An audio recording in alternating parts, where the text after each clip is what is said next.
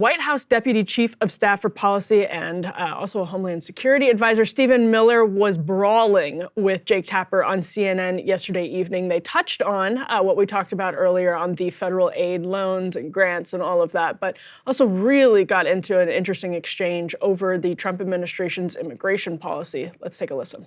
How does President Trump make sure that the effort to deport people who are not in this country legally doesn't end up hurting Americans who want safe borders, absolutely, but also don't want to see even more higher prices in groceries? Well, I mean, I'm sure it's not your position, Jake, you're just asking the question, that we should supply America's food with exploitative illegal alien labor. I obviously don't think that's what you're implying. Only 1% of alien workers in the entire country work in agriculture. The top destination for illegal aliens are large cities like New York, like Los Angeles, and small industrial towns, of course, all across the heartland, as we've seen with the Biden flights. Mm-hmm. None of those illegal aliens are doing farm work. Those 30,000 illegal aliens that Joe Biden dumped into Springfield. I'm talking about the ones that are. But I'm explaining this. It's important to understand. No, you're kind of changing the subject. I mean, I'm talking about the ones.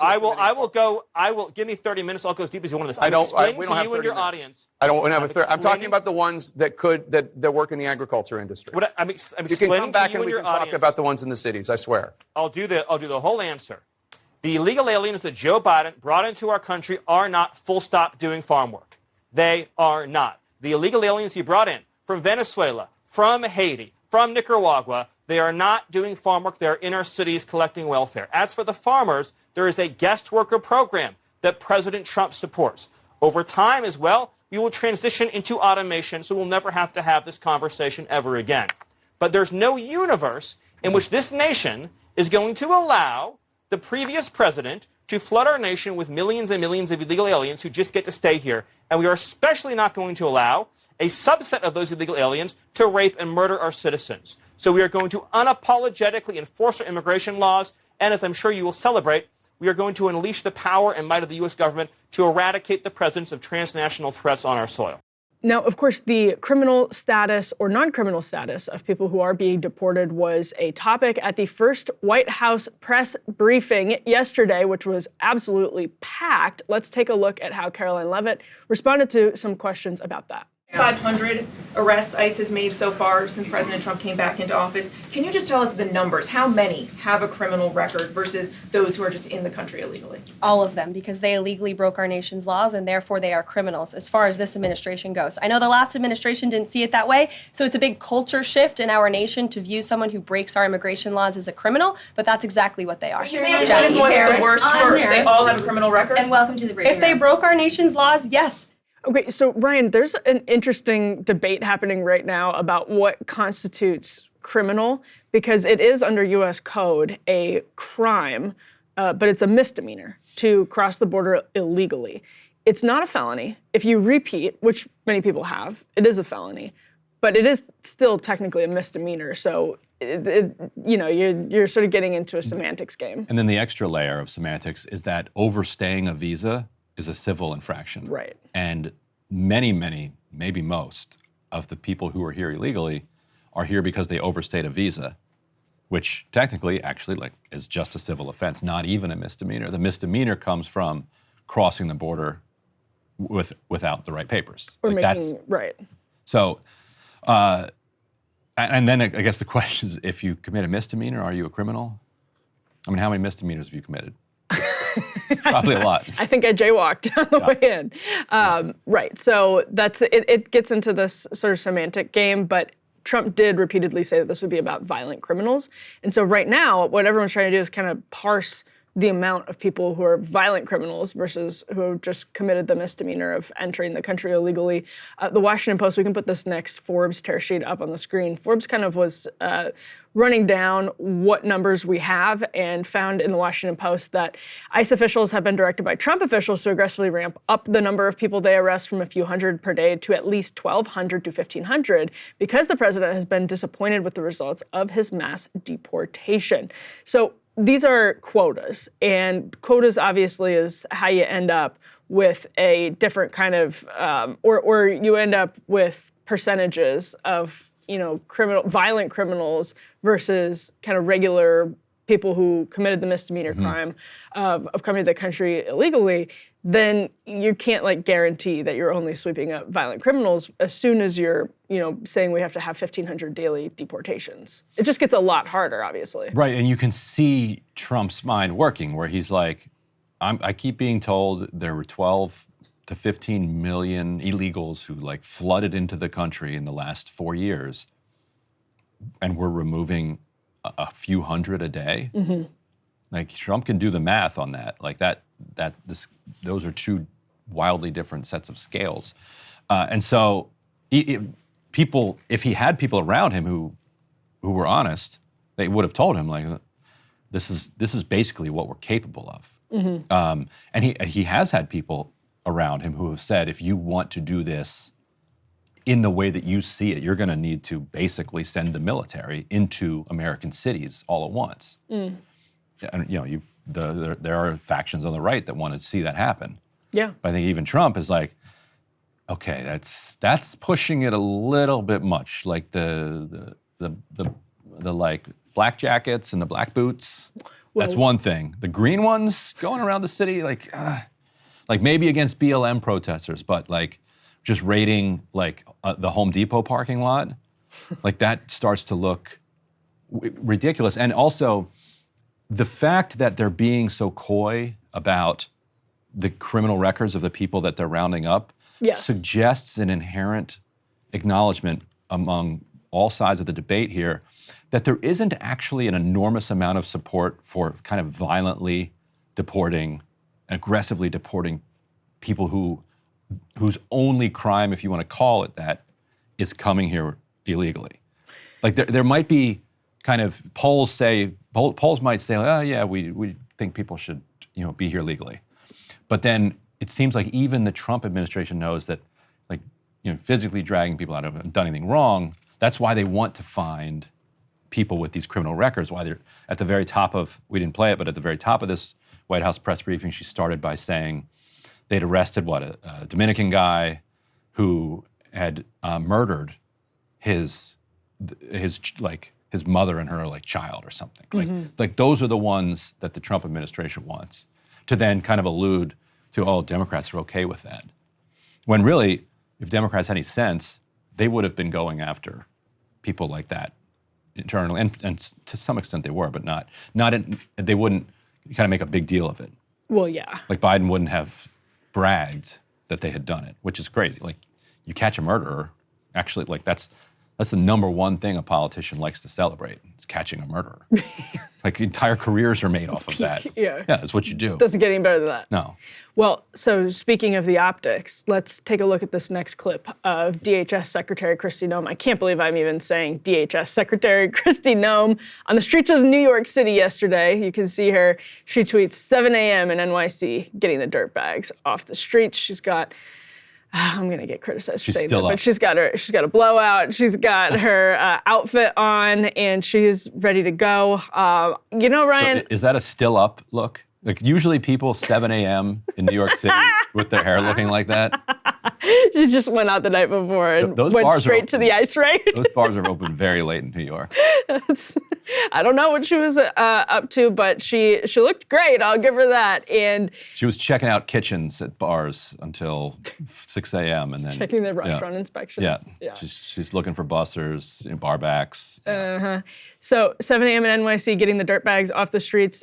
To your point, I will say we've all seen the polling recently. New York Times Ipsos had a poll just like the day before the inauguration last week about how Americans support the concept of mass deportations. That isn't the only poll that's found that. If you just ask people right now about whether they support mass deportations, the answer to that is yes. And it's possible that dips a little bit more as the media starts focusing on, as the Trump administration starts focusing on deportations, and then the media starts focusing on that. Those things are all entirely possible, but they're... And that goes to my point. I think, I don't have any evidence for this, but I just feel like the people who are answering that kind of want a snap of the finger. Be like, okay, we didn't really see those people come in, except we saw some images at the border, and we don't really want to see them leave. But I agree that they should leave. Like that's the kind of like support for that.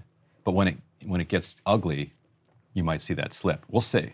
Yeah, no, I mean, optics-wise, you want to, I mean, the Kristi Noem thing, you can see exactly why people who look at what happened to, for example, Lake and Riley would say, yeah, like, hell yeah, let's get out of there, let's get people out of here if they have prior criminal convictions, and they do. So this is from the Associated Press. As of July 21, ICE said 662,556 people under its supervision were either convicted of crimes or faced criminal charges. Nearly 15,000 were in its custody, but the vast majority were not. Included in the figures of people not detained by ICE were people found guilty of very serious crimes. 13,000 for homicide, 15,000 for sexual assault, 13,000 for weapons offenses, and 2,663 for stolen vehicle. The single biggest category, though, was for traffic-related offenses at 77,000, followed by assault at 62,000 and dangerous drugs at 56,000. But those numbers that we just went through here of homicide, sexual assault, weapons, stolen vehicles, assault, those are really, really high numbers. Right, but it puts you at what, 100,000 or so? Right. I was just going to say, if you want to do that if you want to do 1,500 on a daily basis of only the most violent criminals, that quota is going to put you in a position where there are, just people who aren't the most violent criminals. Still, and we're being told that there's 20 million people we need to get out of the country, and that's 100,000. Like, what about the other 19,900,000? That's the part that's going to get interesting. That is the part that's getting interesting. Yeah, that is the part for sure. Because for Donald Trump right now, some of the toughest questions that he faced between his election and his inauguration were: are you going to be rounding up like families and kids that came here, were brought here illegally over the course of the Biden administration? And this goes back to that Stephen Miller clip that we started with. Yeah, go ahead. Where Miller does this kind of logical kind of fallacy, where he says he's asked about agricultural workers, and he understands that there's another implicit kind of agreement between Tapper and Miller there, that most Americans don't want ICE going into the lettuce fields and rounding everybody up and hauling them to Mexico. And so instead of defending that, what Miller says is, well, actually most of the people that are here illegally and that were allowed in by Biden were dumped in the cities, and they're not out there picking the fields. That's not the point. The question is about the agricultural workers. Mm-hmm. And Tapper said, oh, you're changing the subject. He's like, how dare you change the subject? And the right kind of loves that Miller's given it to Tapper, and Tapper's fans love that he's like standing up to Miller. But what gets lost in conversation, they're talking about genuinely two different things. Yes, yeah. And so then Miller says, well, we have a guest worker program. And this is where I get so frustrated in the immigration conversation, because I am a big supporter of guest worker programs that smoothly allow people who, if you've got a country where, you've got a lot of laborers in Mexico who want to work these jobs like in the fields of California, but don't actually want to live here. Like, they like Mexico. Their roots are there. Their family is there. Their community is there. But they want to come for 4 or 5 months. Like, that used to be how it was done in the 70s and 80s. Yeah. And then we cracked down on it, we closed the border.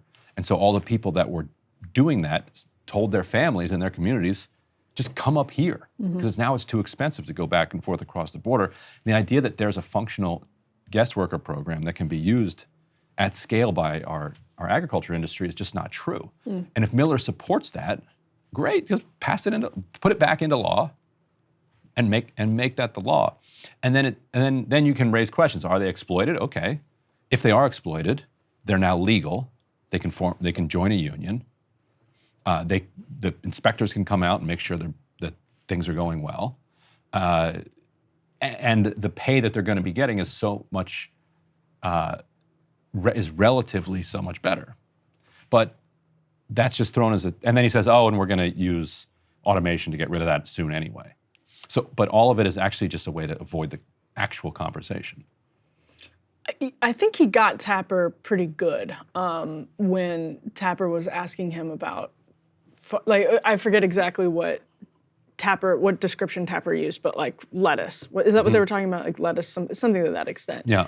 And Miller came back and was like, oh, so this is just about like bringing in an underclass of people to, like, that was, I thought that was pretty excellent rebuttal. I see what you're saying, that it's on a different. It is, and Tapper should be like, but Tapper's. Well, actually, the other side should say, yes, it is, actually. Like, we don't have people, you can't, we've got this economic problem where we need people to do these jobs for wages that are less than you can actually live a dignified life in the United States. But we don't need that. And so the way you can do this, they don't actually live in the United States. They only live here for 4 months. They work here, make a good amount of money, just like H-2B people come over here, wait tables for 4 months, and then go back to Poland or whatever. And they made good money for Poland, or they made good money for Romania. It's like, is that the best system we could design in the world? No, but otherwise, the price of lettuce is going to double. And see how people like that. Well, Miller will have to own that. Yeah, no, I mean, absolutely. I don't disagree that it causes price increases, but I don't think we all need to I think when people look at this, the problem is people like Tabor won't say, yeah, actually, you're right. And we need, so it's going to be two-tier, and the second tier is people that don't actually live here. They just come here, and then they go back. And then over time, hopefully you can then develop a more equitable economy where you're raising the living standards of everywhere. Well, the disorderly process over the last few years has definitely made exploitation a lot easier, which is why they've actually just lost a certain number of even children who have gone into the labor system. New York Times did a great expose on how many kids were being forced into exploitive labor. And then we just lost custody of them. I think it was Mayorkas. It was DHS just lost custody of them. And part of that is because our system was so overwhelmed and disorderly. And so I think the Trump administration's best argument probably is not just, people are here and they shouldn't be here. We've lost track of them. We need to adjudicate their asylum claims. If they made, dubious asylum claims, adjudicate those, get the violent criminals out. But then also have some system that makes sense, and that is way harder than actually deporting people. And we can talk about that too with all of the other sort of radical reforms the Trump administration is doing. It's that first step is kind of the easiest. It's politically the hardest, but then rebuilding a system afterwards is definitely going to be really difficult. Hey, if you liked that video, don't forget to hit the like button and subscribe to Breaking Points. If you want to see the rest of Counterpoints, go to breakingpoints.com to become a premium member and get the full uncut show every morning in your inbox and on Spotify.